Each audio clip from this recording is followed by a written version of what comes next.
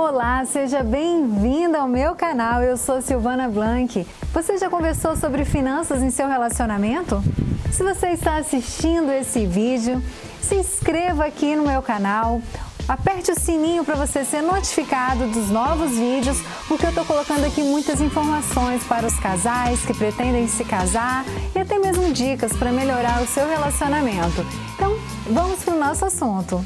Segundo uma pesquisa recente feita pelo SPC Brasil, foi constatado que a parte financeira, os problemas financeiros representam hoje o segundo maior motivo dos divórcios no Brasil.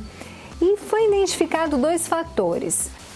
E o primeiro fator que agravam as brigas é o que eles chamam de infidelidade financeira. Mas o que seria isso?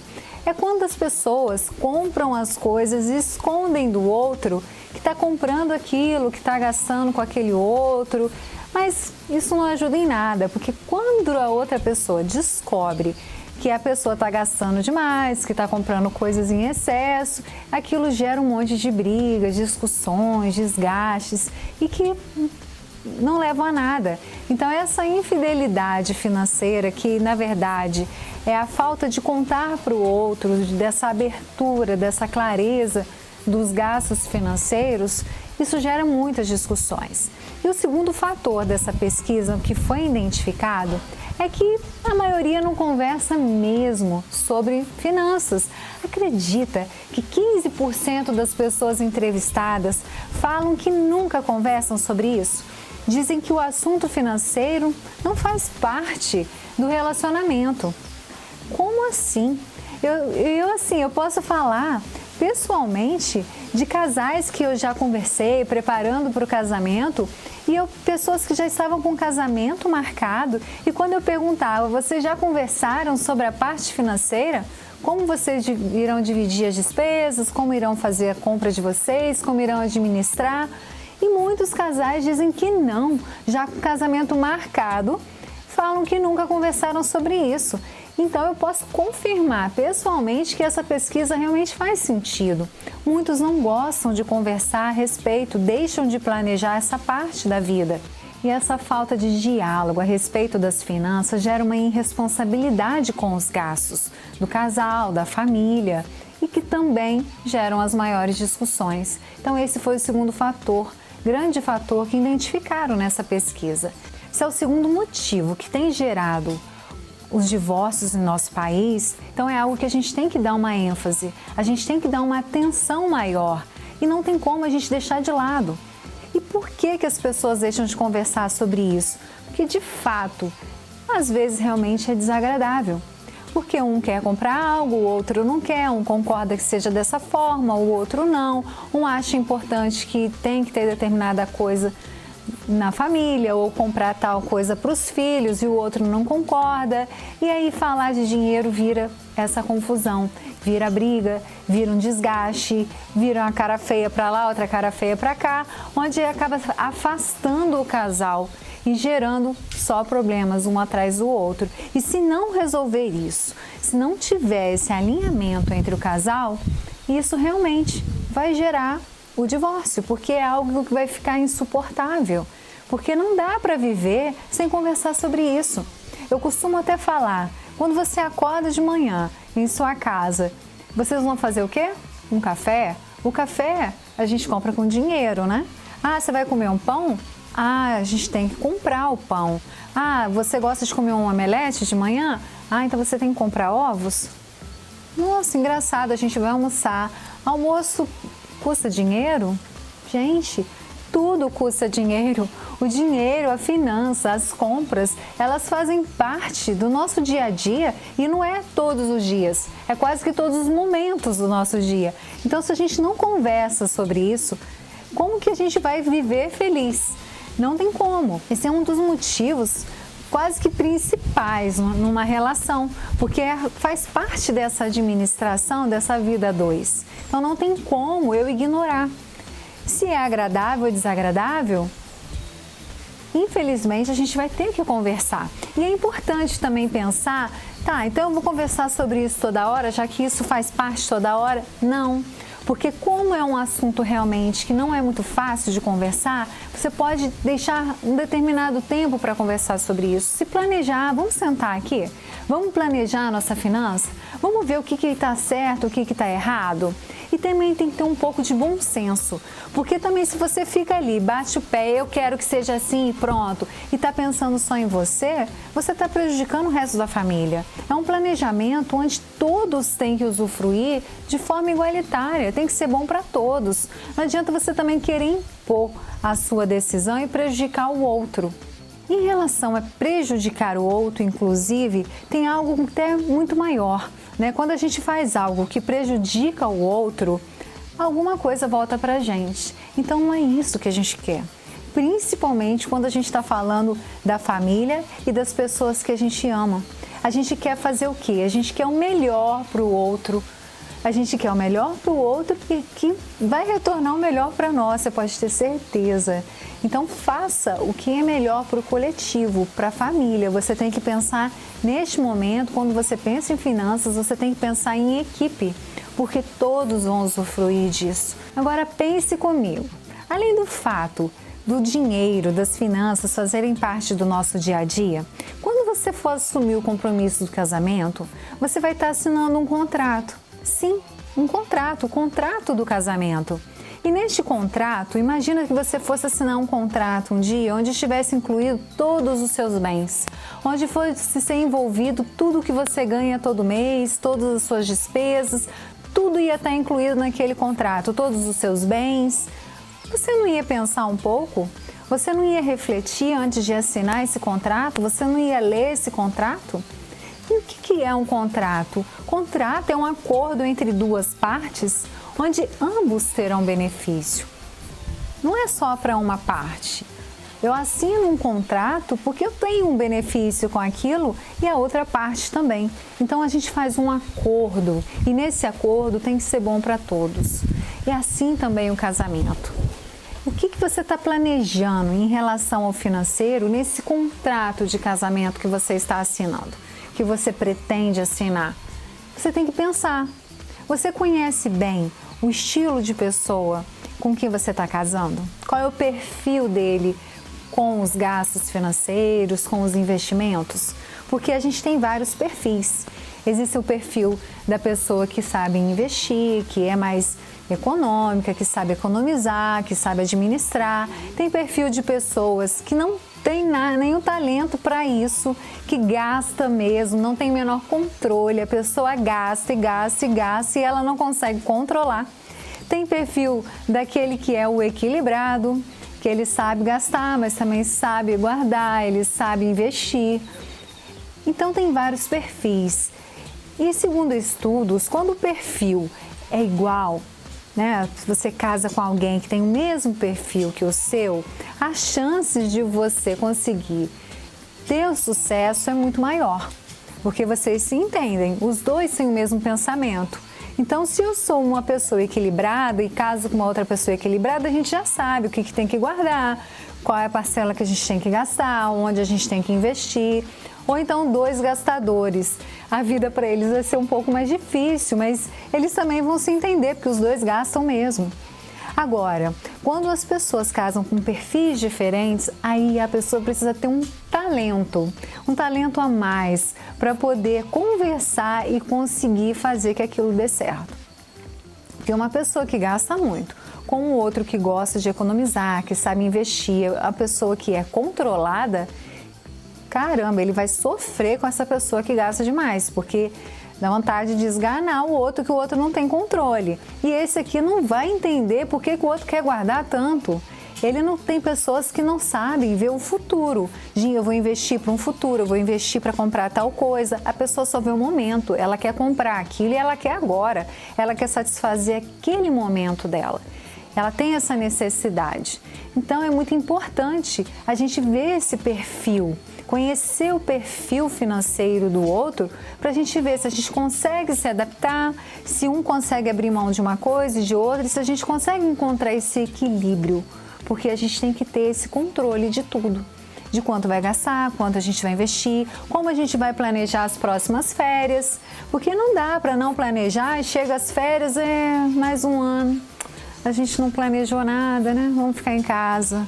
Isso é muito comum, porque as pessoas não planejam, as pessoas não querem conversar sobre dinheiro, não querem conversar sobre finanças e vão vivendo o dia. E a vida vai passando e ela não construiu exatamente nada. E além do fato que nós já falamos sobre brigas e discussões, e isso gera muitas discussões. Eu vou falar por mim. Eu vivi em meu casamento diversas experiências de planejamento financeiro. Eu sou uma pessoa muito controlada, adoro administrar finanças. Então, no primeiro momento, eu assumi essa parte de controlar tudo, de pagar todas as despesas, só que isso só deu certo num período, porque eu me casei com uma pessoa que não tem o mesmo perfil que eu. Houve aí um desequilíbrio, porque se um fica ali administrando, mas se o outro não senta junto, pelo menos para compartilhar esse planejamento e essas ideias, também não funciona. Porque quando esse aqui fala assim, não temos dinheiro para fazer tal coisa, ou não dá para fazer aquele outro, ou eu acho melhor, o outro não entende. Não entende, e se ele não sentar com aquela pessoa, tudo bem se um só vai administrar, mas tem que ser planejado juntos, não pode ficar só um ali administrando. Então, com toda a minha experiência, com todo o desgaste que eu tive no meu relacionamento, eu fui buscando muita informação, eu li muito sobre isso, eu estudei muito. E o que eu achei assim mais adequado, que eu achei assim que foi bem bacana de tudo que eu vi, até das experiências que eu vejo, é que o casal que ambos trabalham, cada um pode ter o seu dinheiro e juntos administrar a vida do casal. Eu costumo falar muito isso aqui.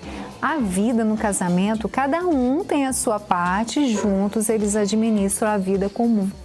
Né? É onde a gente fala que é uma só carne, é essa vida comum que a gente tem que administrar juntos. Só que nessa vida comum, a gente pode ter aqui as contas da família e eu posso ter sim o meu dinheiro, que eu tenha liberdade até mesmo para comprar um presente para o outro, para comprar alguma coisa que eu queira. Também não tem que ficar prestando conta de tudo, mas tem que ter muito claro, tem que ficar muito claro entre o casal a responsabilidade de cada um, o que nós vamos pagar juntos. E eu tenho que ter consciência, eu só vou comprar algo para mim se eu estiver com essa conta comum, se isso aqui estiver em dia, estiver fluindo. Agora não, eu deixo o outro, né, se ferrar, ele que pague a conta, porque eu vou comprar uma outra coisa. Aí não, aí eu estou prejudicando o outro. E o que eu quero para minha família? Prejudicar o outro? Não é correto. Desde que bem planejado e combinado como vocês vão fazer com aquelas despesas comuns que tem na família em relação à casa, aos filhos, aquilo que vocês têm em comum, não tem nenhum problema você ter liberdade de comprar alguma coisa diferente. Cada família vai ter uma realidade. Pode ser um que vai administrar, podem ser os dois juntos, desde que ambos estejam em sintonia e sabendo o que está acontecendo. E também tem famílias que decidem, que fazem a opção, às vezes, do homem trabalhar e a mulher administrar o lar e os filhos. Problema nenhum. Pode ser assim também, mas não significa que o homem vai esconder quanto ele ganha, esconder o que ele vai fazer. E também a mulher, só porque fica em casa, vai ficar privada de ter os gastos dela. Se foi esse o contrato de vocês, se vocês combinaram que a vida de vocês seriam assim, então também tem que ser em comum esses gastos, tem que ser em comum essa receita. Existem até homens, né? Pode ser que existam mulheres também, eu desconheço uma história assim, mas pode ser tudo que eu falo para homem ou mulher, pode acontecer vice-versa, que ter essa situação, porque é mais comum, né? Essa questão da mulher, às vezes, não trabalhar. Do homem ter o dinheiro e a forma com que ele dá dinheiro para a mulher é um cartão de crédito. Para quê? Para ele ter o controle do que ela está gastando. É o dominador, né? Ele usa o dinheiro como se fosse o poder. E ele usa aquilo como poder, como domínio sobre o outro. Gente, isso é desumano. É muito cruel, é humilhante. Se vocês combinaram que somente um iria trabalhar, então ótimo. Então administrem juntos o que vocês têm de financeiro. e assim apoiando o outro, ajudando o outro. Não dá, porque senão realmente esse assunto vai virar uma discussão, vai virar realmente o objetivo do divórcio. Não tem como viver assim. O financeiro, ele faz realmente parte do nosso dia a dia. Outro ponto a ser observado, que é muito importante também, depois de conversado e combinado de como vai ser esse financeiro no relacionamento de vocês, é ter muito cuidado com o perfil escolhido. Porque os filhos, eu sempre estou aqui dando uma pincelada nos filhos, eles também observam todo o comportamento dos pais. E eu conheço uma história, todas as minhas histórias são histórias reais e eu gosto de contar essas histórias porque às vezes a gente se identifica com alguma delas e ajuda a gente a refletir e também a pensar, olha, isso também acontece comigo. Então essas histórias são muito legais para a gente poder se identificar ou ver, não, isso aí eu não quero que aconteça comigo. Às vezes não acontece, mas você já vê que aquilo ali você não quer. Então vamos lá. É uma história onde a mulher que ganhava mais, eu acabei de falar aqui do domínio do homem com o dinheiro, mas assim, acabei de lembrar da história de uma mulher que ganhava mais e ela que pagava todas as contas em casa. E com isso o homem ficava ali, também não tinha muita gestão, também não tinha muita postura de pegar e vou correr atrás e vou pagar. E o que aconteceu? Esse filho cresceu vendo a mãe como a provedora do lar. E quando ele cresceu, virou um homem adulto e foi procurar uma mulher para casar, qual mulher que ele foi procurar? Uma mulher que ganhasse bem, que tivesse um bom emprego e pudesse arcar com as contas do lar. Exatamente isso, porque os filhos, eles estão observando o perfil e é aquilo que ele conhece, ele cresce com aquilo na cabeça. E quando ele vai casar, ele acha que casamento é aquilo que ele viu na casa dos pais. Ou a situação dos pais é tão ruim que ele não quer viver aquilo, ou ele repete comportamento. E foi exatamente assim, ele namorava uma pessoa, a pessoa perdia o emprego, ele praticamente terminava o namoro. Ele só decidiu casar quando ele viu que a pessoa tinha arrumado um emprego top. E o casamento acabou, essa história acabou em separação, o casamento acabou quando essa pessoa, durante o casamento, ficou desempregada. Então, o perfil que ele tinha em mente era o quê?